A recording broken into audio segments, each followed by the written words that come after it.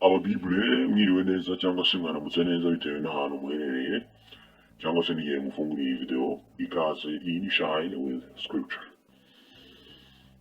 Twitwa Ababibure kubera ko dufata amahame yo muri Bible tukayagira yacu, tukagira ibyo twiga, tukagira ibyatugirira akamaro tubona, tukabishyira mu buzima bwacu kubera ko hari n'abandi byakunze tukareba ko byakunda natwe.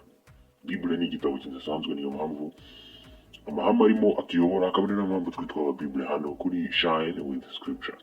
Niba ukoze subscribe aho hasi, ikaze nawe mu muryango w'Ababibure. Wowe witwa umubibure rwose, niba uri ahangaha, niba utewe isoni no kwitwa umubibure, igendere rwose.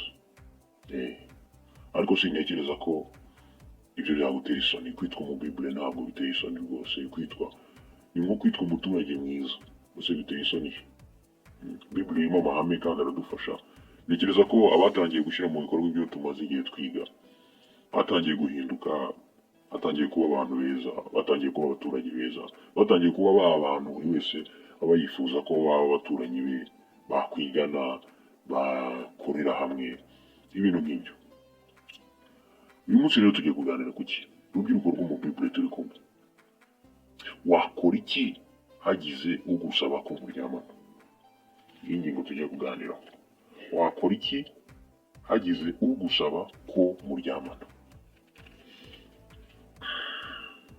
Turaza kwifashisha ingingo yo kuri jean.org, credit kuri Leta Mose Jehova banditse inyandiko. Hari n'ibindi bitekerezo turi buze kujya dukura ahandi, ariko iby'ingenzi turi buze kwibandaho ni ibi ngibi. Penny uvuga muri iyi ngingo yaravuze ngo abanyeshuri bakunze kugirana agakungu bashaka gusa kureba niba bazagira ubwo baryamana, ndetse banareba umubare w'abandi banyeshuri bazemera kuryamana nabo. Hanyuma Edward nawe yaravuze ngo hari abahungu babivuga ku mugaragaro, bigamba ko bafite abakobwa b'inshuti zabo, ariko ko bitababuza kuryamana n'abandi bakobwa. Wakora iki mu gihe hagize ugusaba ko muryamana? Iyo niyo ngingo. Muri iki gihe hari abantu benshi bakiri bato bagenda bigamba ko bafite abo baryamana nabo bagamije kwimara irari ry'ibitsina gusa, nta bundi bucuti bafitanye.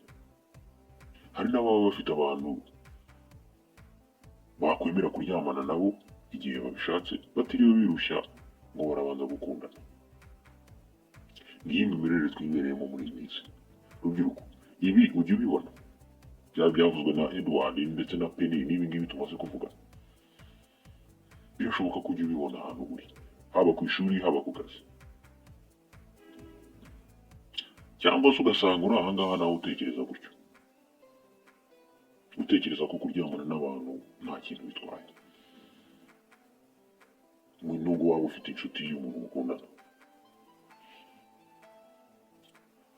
Uyu musore witwa Edward tumaze kuvuga yaravuze ngo hari abakobwa benshi bansabye ko turyamana, ariko kubahakanira nicyo kintu cyankomereye kurusha ibindi kuva mbaye umukristo. Kubangira byaranduhije cyane. None wowe mu Bible turi kumwe, niba warazengerejwe n'abasore cyangwa abakobwa bagusaba ko muryamana, ni ayahe mahame yo muri Bibiliya wazirikana yagufasha kubasubiza? Mwibuke, turi kureba wakora iki mu gihe hagize ugusaba ko muryamana.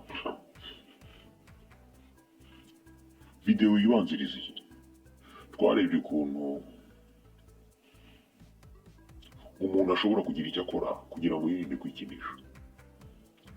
Iyibanziriza yo kwikinisha nayo twarebye ukuntu burya iyo uryamanye n'umuntu ntabwo bituma gukunda. Izo ni ingingo zose zigaruka ku cyaha cy'ubusambanyi n'ukuntu ari kibi. Ushobora kugenda ukazireba izo video. Muri rusange iyo umuntu agusabye ko muryamana, aba ari kugusaba gukora ikintu kibi, ntabwo ari cyiza. Ikintu utakwifuriza ko mushiki wawe kimubaho, ikintu utakwifuriza ko umuntu wawe inshuti yawe kimubaho, ikintu utakwifuza ko umukobwa mukundana kimubaho, icyo kintu ni kibi. None ni ayahe mahame yagufasha mu gihe hakize gusaba ko muryamana. Ikintu cya mbere, buriya ikibazo cya mbere ni wowe. Ejo wowe ahubwo ubyumva ute? Buriya uko ubyumva nibyo bizatuma uhakana cyangwa ukemera. Icyo ukwiriye guhindura rero ni ukubanza gushyira iki kintu mu mutwe wawe. Ni ukumenya impamvu gusambana ari bibi. Mbere yo kujya kurwana n'ukuntu wahakanira cyangwa se kujya kurwana n'igisubizo wawe umuntu uri kugusaba ko muryamana, wowe ni wowe ikibazo cya mbere ugomba kuza gukemura, gukura mu nzira. Wowe ubundi uzi impamvu gusambana ari bibi, cyangwa uri aho gusa wumva biri aho tu? Rambura amaboko ni n'abambere, turasoma igice cya 6 umurongo wa 9 na 10.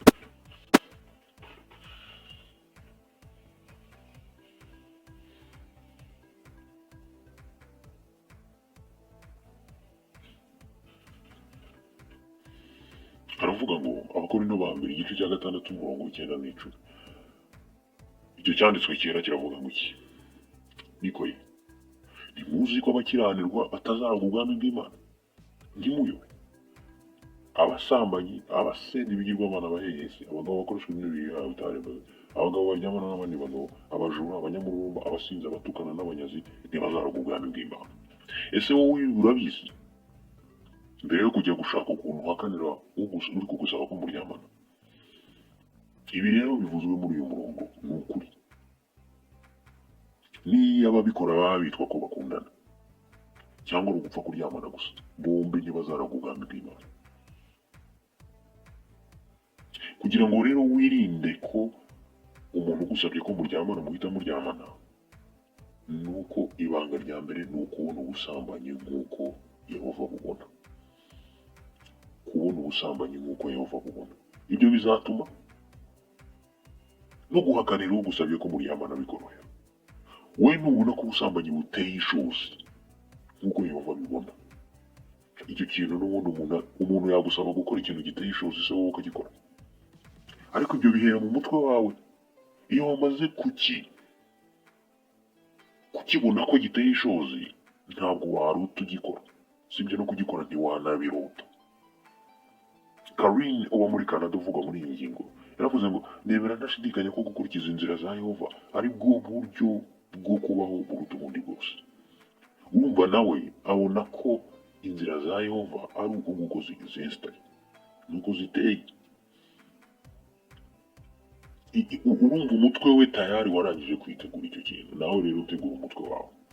Peter wo mu Bwongereza nawe yaravuze ngo ujye wibuka ko ufite ababyeyi, ukagira inshuti nyinshi, ukaba ufite n'ahantu ubarizwa, usengera, itorero ubarizwamo. Rero uramutse uguye muri icyo gishuko waba utengushye abo bantu bose. Kandi koko nibyo, ababyeyi bawe, inshuti zawe, n'ahantu usengera. Maze rero hari n'abavandimwe bawe muba muvukana niba bahari, uwo batengushye. Nubona ubusambanyi nk'uko Yehova bubona, uzanga ibibi nubwo umubiri wawe waba ari ibyo ushaka gukora. Zaburi ya 97 umurongo wa 10 hari ikintu kihavugwa cyiza kijyanye n'icyo kintu tumaze kuvuga. Waharambuye tukareba uko bimeze. Icyo cyanditswe kera tukareba icyo kivuga. Mwabakunda Yehova mwe, mwanga ibibi, arinda ubugingo bw'indahemuka ze, arazikiza akazikura mu maboko y'ababi. Mwabakunda Yehova mwe, mwanga ibibi.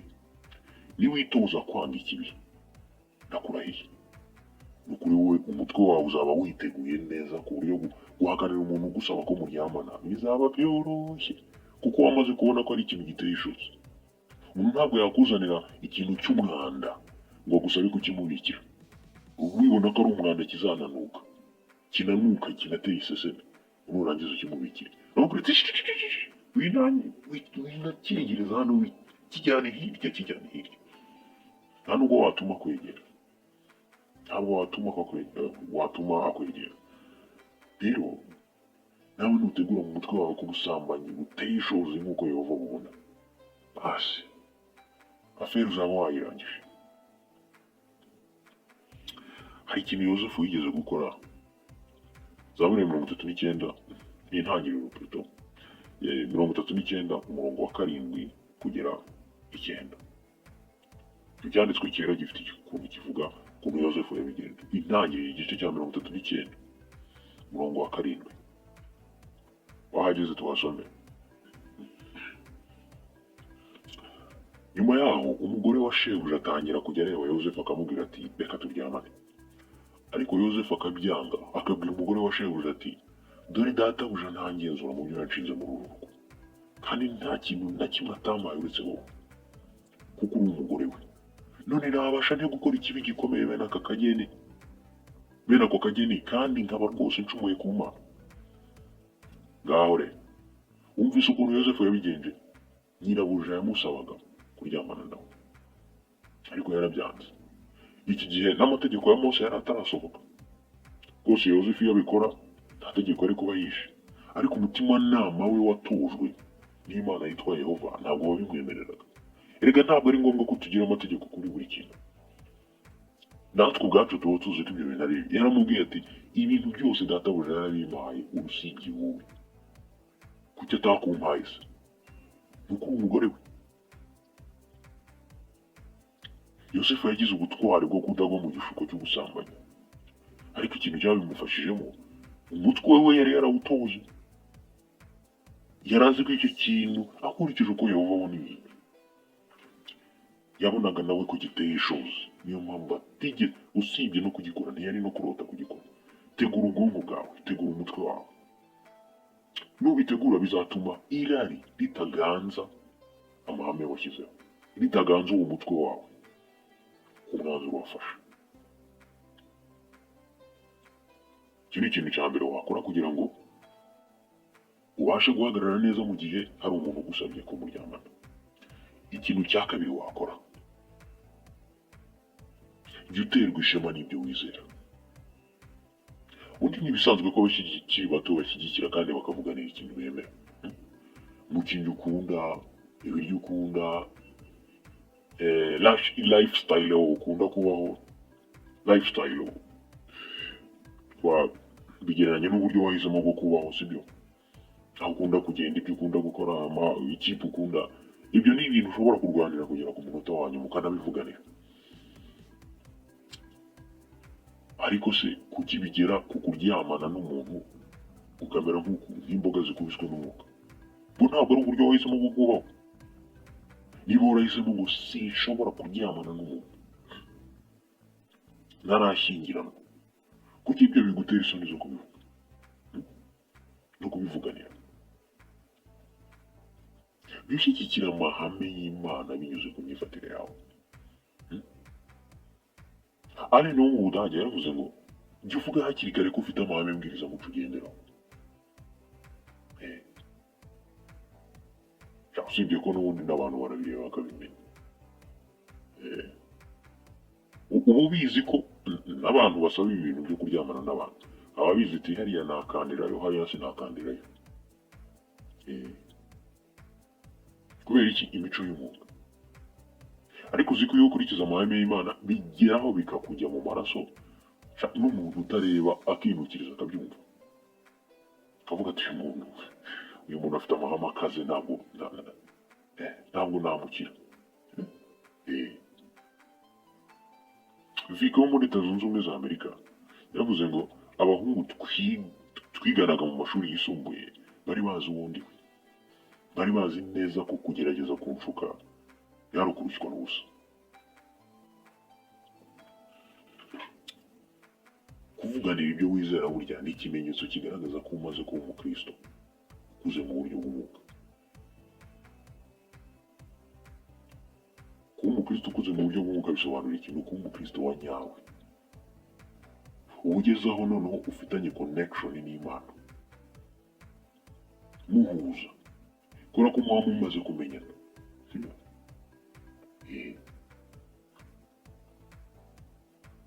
Rambura amaboko ni wa mbere igice cya 14:20.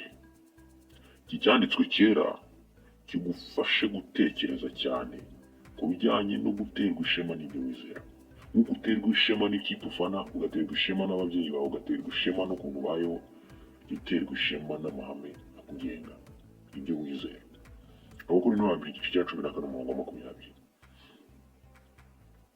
Bavandimwe, ku byerekeye ubushobozi bwo kwiyumvisha ibintu, ntimukaba abana bato, ahubwo mube impinja ku bibi, ariko muba abantu bakuze rwose ku birebana n'ubushobozi bwo kwiyumvisha ibintu.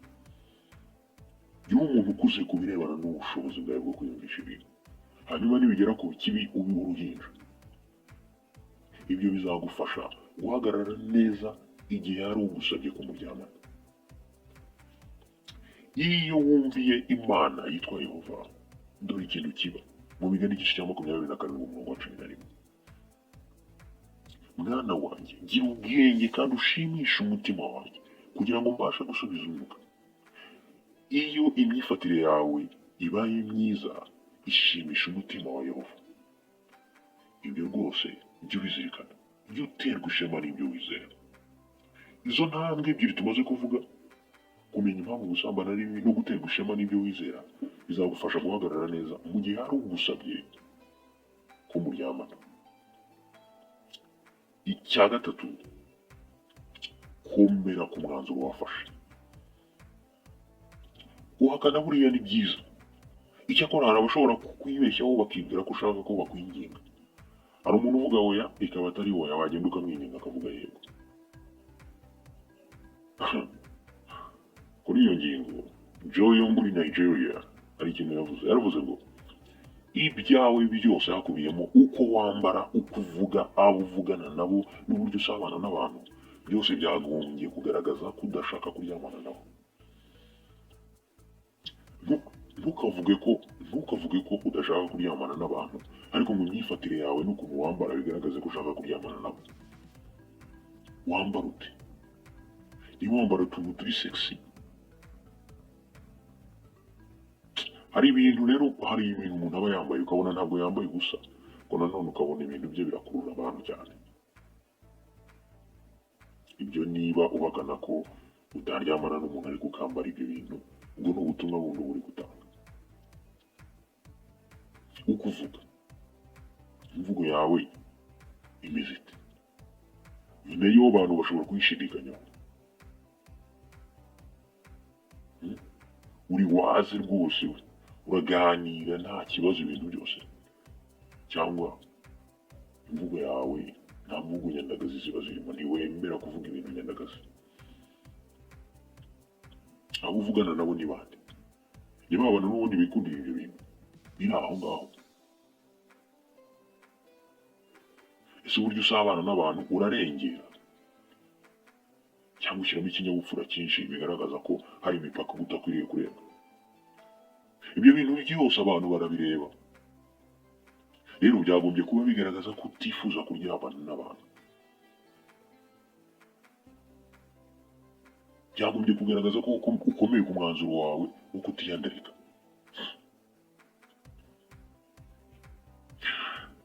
Lara uba mu Bwongereza yaravuze ngo ugomba gutuma bamenya ko batazigera baryamana nawe. Ntuzigire na rimwe wemera ibintu abahungu baguha bashaka kukugusha neza. Bashobora kubyuririraho mbese nk'aho bari mu mwenda ugomba kubishyura. Hari ikintu Lara yavuze cyiza. Ugomba gutuma bamenya neza ko batazigera baryamana nawe.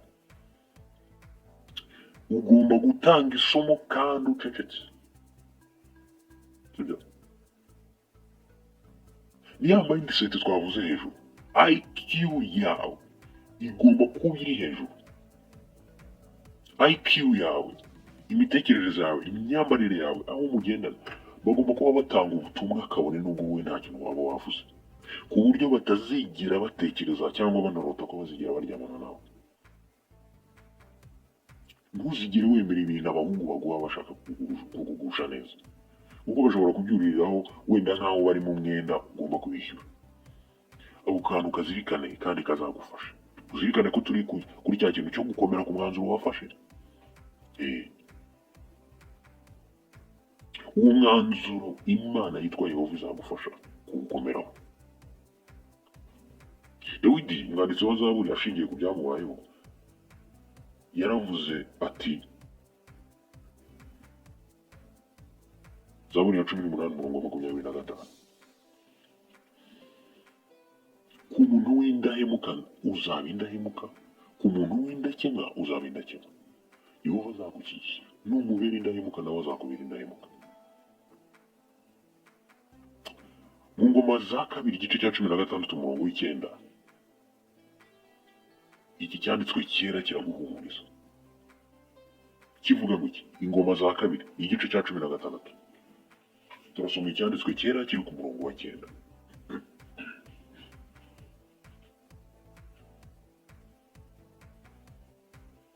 Twasoma mwahageze. Aravuga ngo amaso ya Yehova areba ku isi hose kugira ngo yerekane imbaraga ze, arengera abafite umutima umutunganiye. Yehova yiteguye gufasha abantu bose bashaka gukora ibyo ashaka. Ni ukuri, nukomera ku mwanzuro wawe azagufasha. Ikindi kintu cya kane ukwiriye gukora kugira ngo uhagarare neza mu gihe hari ugusabye ko muryamana, ujye ugira ubushishozi. Mu Migani igice cya 23 umurongo cya 22 umurongo wa 3 hari ikintu havuga cyiza cyane ku bijyanye no kugira ubushishozi. Haravuga ngo umunyamakenga iyo abonye amakuba aje arihisha, ariko utaraba inararibonye arakomeza akagenda agahura n'akaga. Ayo magambo ni gute wayakurikiza? Uzayashyira mu bikorwa ugira ubushishozi. Naomi wo mu Buyapani yaravuze ngo ujye ukora uko ushoboye kose witandukanye n'abantu bakunda kuvuga ibyo bintu byo kuryamana, byo gusambanya, ibintu nk'ibyo. Icyo gihe uzaba uri kwirinda kugaburira ubwonko bwawe ibintu bishobora kuzakuba. Wibuke, umunyamakenga iyo abonye amakuba arihisha. Diana wo mu Bwongereza yaravuze ngo ntukagire uha aderese yawe cyangwa nomero yawe ya telefone. Bihorere bajye bazikura ahandi, ariko wowe ntukagire uwiha. Icyo gihe niyo mugiye kuvugana umenyerega n'ukuntu muvugana. Urumva umuntu uje kukuvugisha kubera ko wamwihereye nimero, n'umuntu uje kukuvugisha kuko yayikuye ahandi. Abo bantu ntabwo baza kimwe. Baza kimwe se? Ababibure nimumbwire muri comment. Abo bantu baza kimwe? Ntabwo bashobora kuza kimwe. Rero iyo wigeze kuyimwima akayishaka mu bundi buryo, aza yikandagira nyine kubera ko warayimwima. Ntabwo tuvuze ko iba ari ihame ariko ugomba kubigenza, ariko nanone ukwiriye kuzirikana ko uru rugamba ni wowe ugomba kururwana, ni nawe ugomba kumenya ukuntu ururwana. Iyi ni imirongo migari urimo urahabwa ishobora kugufasha kururwana neza gusa, ariko ni wowe uzi abantu muba muri kumwe, ni wowe uzi ukuntu uteye. Ibyo byagufasha kurwana uru rugamba neza.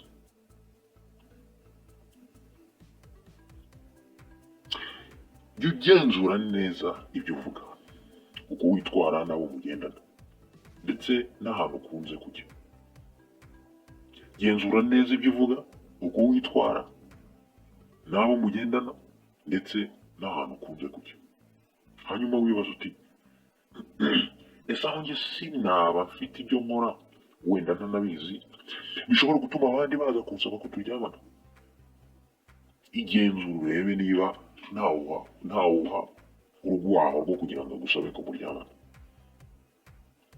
Rambura mu ntangiriro, hanyuma icyanditswe kiri ku murongo wa 1 n'uwa 2 mu gice cya 34 turebe ukuntu aho ujya n'ubwo waba ufite imico myiza bishobora kukugiraho ingaruka bigatuma uryamana n'umuntu utabiteguye.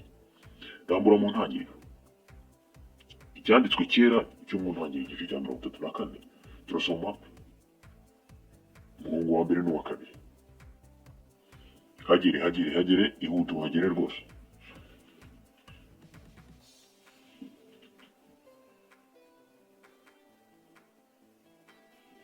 Aravuga ngo Dina umukobwa wa Leya uwo yabyariye Yakobo yari afite akamenyero ko kujya gusura abakobwa bo muri icyo gihugu. Nuko Shekemu umuhungu wa Hamori w'umuhivi, umutware w'icyo gihugu, aramubona maze amufata ku ngufu. Nawe ushobora kuba ufite imico myiza ariko ufite akamenyero ko kujya ahantu haguteza akaga.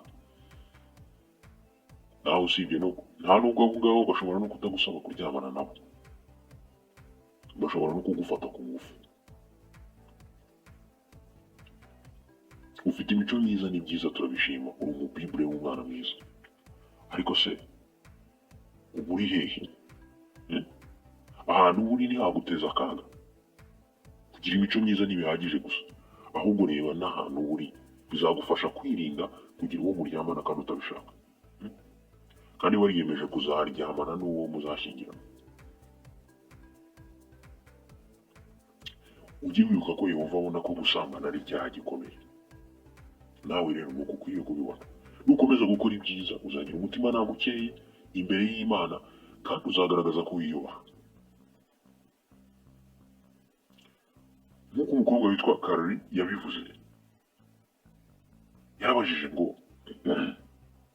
kuki wakwemera kugirwa igikoresho n'umuntu ugamije kwinezeza by'akanya gato? Umuntu aragufashe, muraryamanye, arangije arigendeye. Iyo ibyo yashakaga ko yabibonye se,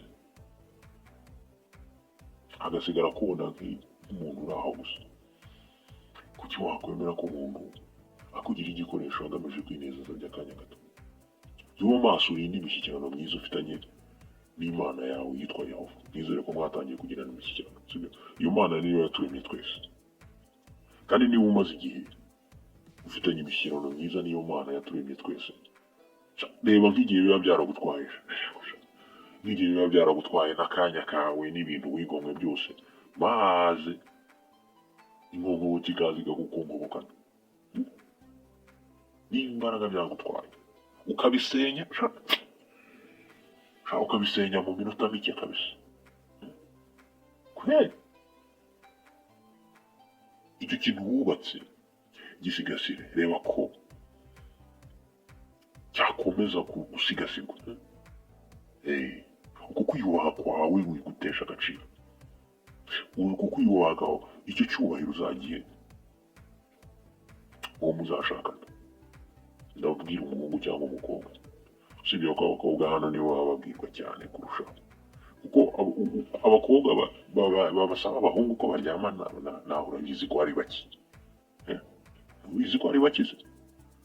Ubu twirirwe tujya kuburana kuri iyo ngingo.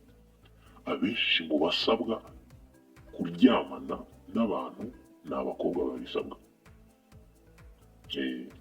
Kandi iyo uryamanye n'umuntu akenshi wowe mukobwa niwe bigiraho ingaruka cyane, kubera ko bikora ku marangamutima yawe. Icyo cyubahiro kigumana ikibumbe, icyo cyubahiro kisigasire, uzagira umuntu uzakwitaho, umuntu Imana izaba hano umugisha, mukabyara mukororoka, mwabyara mutabyara, ariko ishyingiranwa ryanyu twese tuzaryubaha kubera ko tuzaba turishyigikiye. Ababibure tubonye byinshi, ariko se ubonye ko wakora iki mu gihe hari ugusabye ko muryamana? Abantu bigamba bo baryamanye nabo, ariko nanone hari abantu bakomeye ku cyubahiro cyabo. Ariko ibyo ntibibabuza ko hari umuntu ushobora kuza akabasaba ko baryamana. Wowe uzabigenza ute nihagira ugusaba ko muryamana? Dore rero hari ibintu byinshi ugomba kumenya. Hari ibintu twabonye nk'ibintu bine, intambwe enye zagufasha. Intambwe ya mbere,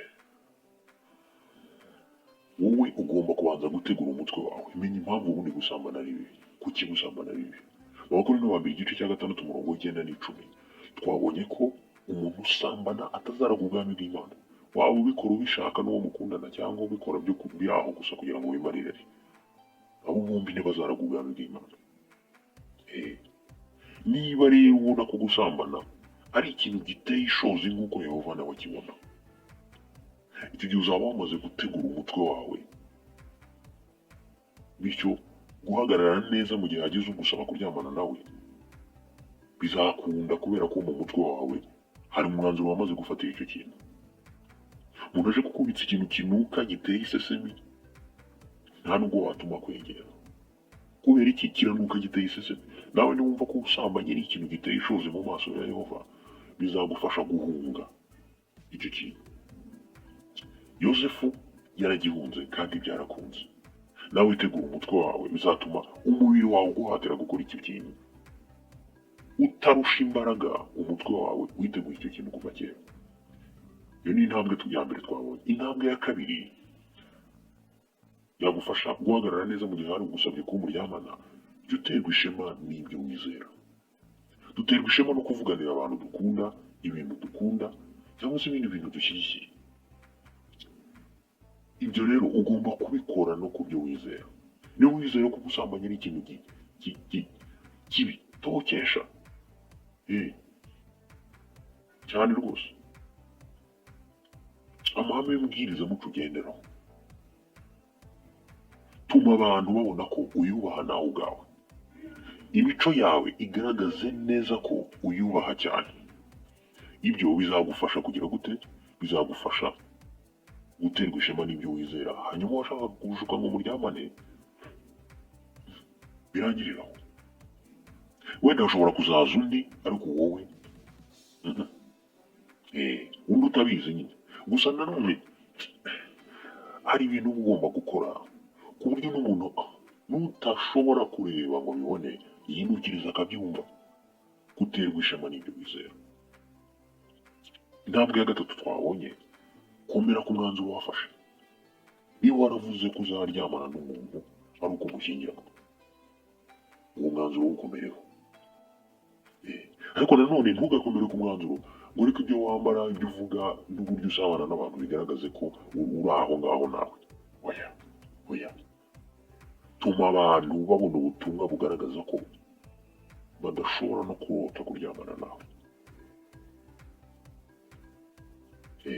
Wirinde ikwakira impano zose, kuko bashobora kubyuriraho bagaragaza ko usa naho bari midende. Ni ukuri ibyo ntuzabyirengagiza. Kandi wibuke ko mu ngoma za kabiri igice cya 16:9 Yehova yiteguye kugufasha. Ariteguye. Mu Migani igice cya 27:11 nukora ibihuje n'uwo mwanzuro mwiza wafashe wo kwifata kugera ku ishyingiranwa, uzashimisha umutima we. Intambwe ya nyuma twabonye ya kane, ugira ubushishozi. Umunyamakenga iyo abonye ibibi ngo arihisha, nk'uko bigaragara mu Migani igice cya 22:3. Kuki uba uri kumwe n'abantu bakunda kuvuga bene ibyo bintu? Bahunge. Aderese zawe wizitanga. Umuntu uzaza gushaka kukumenyera, utamuhaye aderese azaza yikandagira. Ariko numuha aderese uzaba umuhaye urwaho. Simvuze ko mugomba kureka gutanga nimero zanyu niba ubona ari byiza. Ariko se ubundi mutoranyana abo muha nimero nawe mutaziha. Ibi nibyo bisanzwe, sibyo? Wibuke ko ushobora kuba uri umwana mwiza, umubibwe rwose umaze igihe hano kuri Shine with Scripture, rwose ukaba nta ribi ryawe, wubaha Imana, ukurikiza amategeko yayo, ariko shaho ahantu buri hagatuma rwose utaba favori yo guhangana n'ibi bintu. Ukaba utari mu mwanya mwiza wo guhangana n'ibi bintu.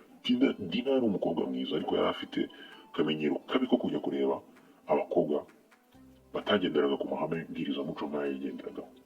Ibi byatumye afatwa ku ngufu. Nawe rero ushobora kuba uri ahantu habi, usibye no kugusaba, ahubwo ukaba ushobora no gufatwa ku ngufu. Ibyo bintu byirinde aho biva bikagera. Bizagufasha kugira gute? Guhagarara neza mu gihe hagize ugusaba ko muryamana. Wigira imico myiza gusa, ahubwo ureba n'ahantu buri niba hagufavoriza kuba wahagarara neza kuri iyo ngingo. Wibuke ikintu twabonye. Petero wa kabiri igice cya 3:14. Harambure tuhasoma. Petero wa kabiri igice cya 3:14. Kubw'ibyo rero bakundwa, ubwo mutegereje ibyo, mukora uko mushoboye kose kugira ngo amaherezo muzasangwe mu mahoro, mudafite ikizinga kandi mutagira inenge. Mukora uko mushoboye kose kugira ngo amaherezo muzasangwe mu mahoro, mudafite ikizinga kandi mutagira inenge. Rwose yihatire kugira imico myiza, ku buryo Yesu Kristo naza azagusanga umeze neza. Wagombye kwihatira kugira imico iboneye nk'uko bigaragara muri Petero wa mbere igice cya 3 umurongo wa 3 n'uwa 4. Habivuga neza avuga ngo umurimo wanyu ntukabe uw'inyuma wo kuboha umusatsi no kwirimbisha zahabu no kwambara imyenda, ahubwo umuntu w'imbere mu mutima wambaye umwambaro utangirika, ni ukuvuga umwuka wo gutuza no kugwa neza, kuko ari we ufite agaciro kenshi mu maso y'Imana.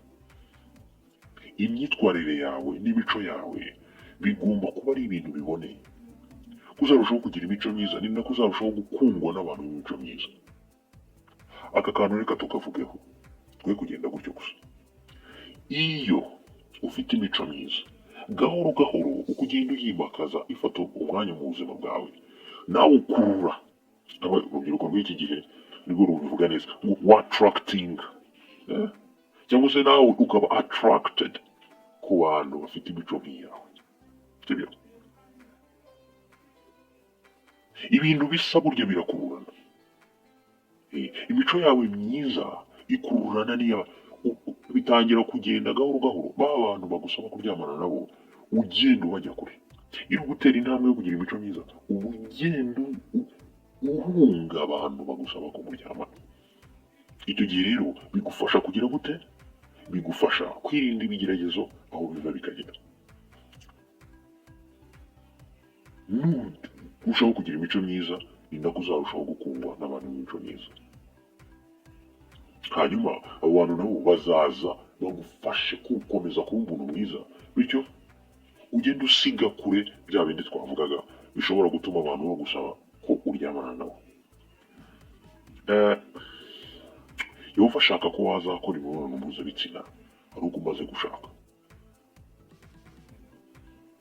Numara gushaka, yazagira umuntu ugusakuriza, yazagira umuntu ukubwira ibindi, kuko Yehova azaba yaguhaye. Yehova azaba akubwira ati mwana wanjye, noneho ushobora gukoresha ya mpano nziza naguhaye ukayikoresha mu buryo bwa nyabwo nateganyije. Impano y'imibonano mpuzabitsina rwose ntihazagira umuntu ugusakuriza. Hanyuma rero iyo ni impano kandi Yehova yayiteganyirije abashakanye kugira ngo bashimishe. Icyo ni igikorwa cyera rwose. Araho numvise ngo niyo bagiye kugikora icyo gikorwa cyera ngo barabanza bagasenga. Ariko se waba ugiye gusambana ugasenga? Nta soni waba ugira. Ariko umugabo n'umugore simbizi, ariko wenda ashobora gusenga, gusa ni igikorwa cyera, nanjye nemeranya nabyo. Kandi Imana yari igiteganyije, iragitegura kugira ngo kibashimishe. Icyo gihe noneho uzabikora nta kibazo na kimwe ufite, udahangayitse, uticuza, nk'uko bijya bigendekera abantu benshi bishora mu busambanyi. Kugira iyi myumvire bizagufasha, kubera ko bizagenda bigufasha gahoro gahoro kuba umuntu witeguye koko kubahiriza amabwiriza Imana itanga, ariko nawe bigusigira umutima ntabwo utagucira urubanza. Fata akaga kayi kacu tujya twandikamo, wandike icyo uzakora kugira ngo wigane Yosefu wanze kwishora mu bwiyandarike. Nanone wandike icyo uzakora kugira ngo wirinde gukora ikosa nk'iryo Dina yakoze. Ngo uri ahantu, ngo uri umuntu mwiza ariko uri ahantu habi, ibyo nta kintu byakumarira. Hanyuma icya gatatu, hari icyo wifuza kubaza ababyeyi bawe kuri iyo ngingo, nacyo cyandike. Uhagarike video kugira ngo byandike neza ibyo bintu uvuze, noneho bizagufasha kwitwara neza ndetse no mu bindi bihe. Mu Bible turi kumwe, reka nkubaze, kuki gusambana ari bibi nubwo umubiri udatunganye wo uba wifuza kubikora? Andika muri comment. Icya kabiri, uzakora iki nihagira ugusaba ko muryamana? Ubitekerezaho iki? Nabwo ushobora kwandika muri comment. Ellen yaravuze ngo jya ugira ubutwari.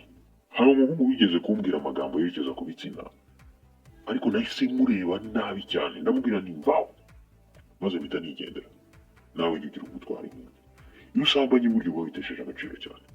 Hari ikindi kintu ushobora kubona tutavuzeho cyafasha ababibure bagenzi bawe mu gihe hagize uwasaba ko baryamana, shyira muri comment kandi ukore like niba wabikunze. Ikindi nanone, bisangiza umuntu ushobora kuba bikeneye. Kora subscribe aho hasi ndaje twikomereza n'ibindi.